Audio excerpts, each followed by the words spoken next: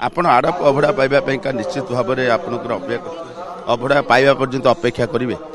अपेक्षा कथा जानू किंतु जगन्नाथ दर्शन आसु एति शुणी जे आड़प मंडप जगन्नाथ दर्शन कले माने बहुत पुण्य अर्जन हुए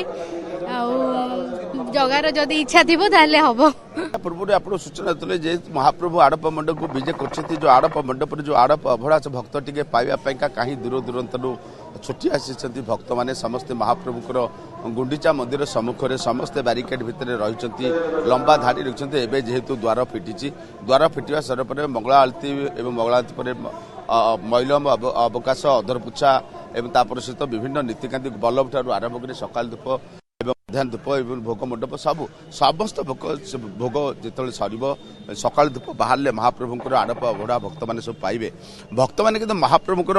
जगन्नाथ महाप्रभुंर दर्शन करने अपेक्षा रही आपड़ केमती अपेक्षा करते बेलू आसी पहुँचले और महाप्रभु को दर्शन करेंगे।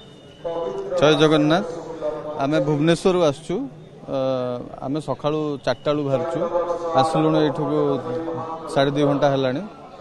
वेट करुचु जगन्नाथ प्रभु को दर्शन करने आपण आड़प अभड़ा पाइबा निश्चित भाव में आपंकर अपेक्षा अभड़ा पाइबा पर्यंत अपेक्षा करेंगे